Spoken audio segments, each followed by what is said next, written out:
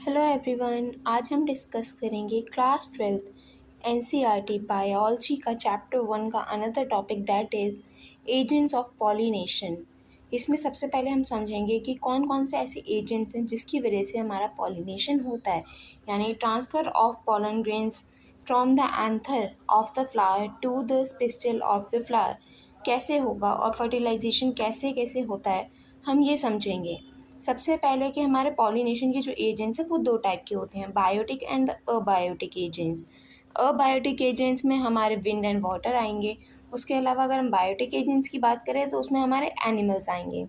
तो सबसे पहले हम समझते हैं, जो हमारे पॉलन ग्रेन्स हैं जब वो हमारे कांटेक्ट में आते हैं स्टिग्मा के, तभी एक चांस फैक्टर बनता है हमारा पॉलिनेशन का। जिस अगर हम विंड और वाटर की बात करें तो उसमें हमारा चांस ऑफ पॉलिनेशन कम होता है एज़ कम्पेयर टू हमारा जो बायोटिक एजेंट्स हैं उससे। इसकी वजह से जो ज़्यादातर जो होता है फ्लावर्स जो विंड और वाटर के थ्रू पॉलिनेट होते हैं वो इनफ्लोरेसेंस में रहते हैं। अगर विंड की बात करें तो इसमें जो हमारे पॉलन ग्रेन्स हैं वो लाइट होते हैं, नॉन स्टिकी होते हैं और विंड करंट के थ्रू ट्रांसफ़र होते हैं।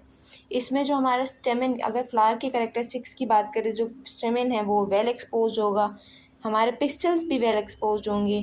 उसके अलावा जो हमारा स्टिग्मा है, यानी कि जो हमारे पिस्टल का टॉप मोस्ट पार्ट है जिसमें हमारे पॉलन ग्रेन्स लैंड करेंगे, वो हमारा फेदरी होता है जो कि ईजिली ट्रैप कर ले हमारे पॉलन ग्रेन्स को।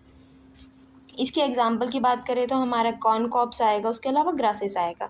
उसके अलावा अगर हम वाटर के थ्रू पॉलिनेशन की बात करें तो ज़्यादातर वो हमारा मोनोकोटिलेडन्स में होता है या फिर कुछ एल्गी, ब्रायोफाइट्स या फिर टेरिडोफाइट्स में होता है।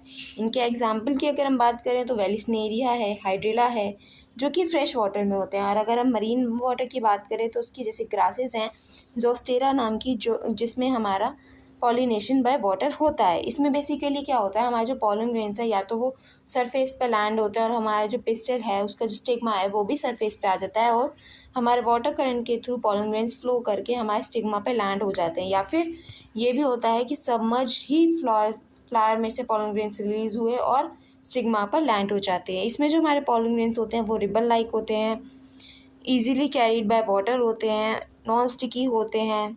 यही इसके अलावा एक और चीज़ करेक्टरिस्टिक है हमारी पॉलन ग्रेन्स जो वाटर के थ्रू पॉलिनेशन जिसमें होता है, उसमें हमारी म्यूसिलेजिनस कवरिंग पाई जाती है, सो दैट कि हमारे जो पॉलन ग्रेन्स है वो वेट ना हो।